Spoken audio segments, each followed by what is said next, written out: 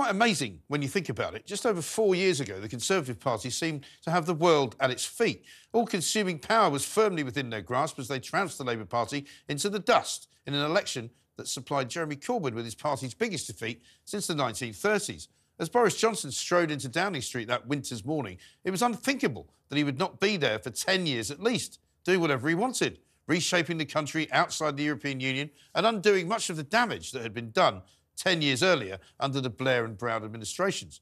But look at where we are instead, up the creek without a paddle.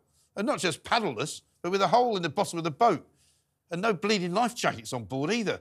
Imagine the scene inside Downing Street tonight. Not the one that Rishi Sunak wanted you to watch over Christmas, not the quirky, slightly odd Home Alone pastiche. No, I'm thinking it's more like a visit from the ghost of Lady Thatcher. Slightly frightening, incredibly stern, and not at all pleasant. After all, who does Sunak turn to now that the party lies in ruins? Who does he blame for the state of the nation? And who can he turn to for one final rescue attempt on the party that once looked invincible? Is it Jeremy Hunt, James Cleverly, David Cameron? They say it's lonely at the top, but for Rishi, this is where he wanted to be. No friends, no allies he can trust, and not very much to look forward to. The Daily Telegraph published a poll of 14,000 people which shows the Tories will lose more than half the seats they won in 2019. And the reason? Leave voters. That's right. They wanted to leave the European Union and they saw Boris Johnson as the answer to their prayers. Now they're leaving the Conservative Party in their droves and they ain't coming back.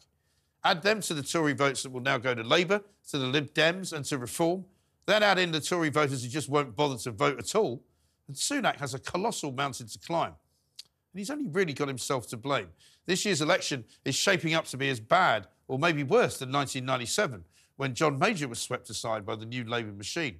Let's not forget it was Sunak who masterminded the removal of Boris Johnson. It was he who could not get enough votes inside the party to stop Liz Truss from succeeding him. And it was he who made those ridiculous 5 pledges 1 year ago, almost all of which have turned out to be an absolute crock of nonsense. The Tory vote share is 18 points down in England and Wales. The Conservatives are bleeding on all sides, and it all looks rather hopeless. And it probably is. The one thing that could save Sunak's skin is immigration. Still a top priority on many people's agendas, no matter what they tell you. But Rwanda isn't going to sort that. Only a strong policy on letting fewer people in, both legally and illegally, will cut any ice at the ballot box. And I'm not even sure he's got the stomach for it. The only other chance the Tories have got is, wait for it, Sir Keir Starmer. There's still time for an own goal and for him to be tripped up by his own side. But don't count on it. I'm afraid it's going to be bloody.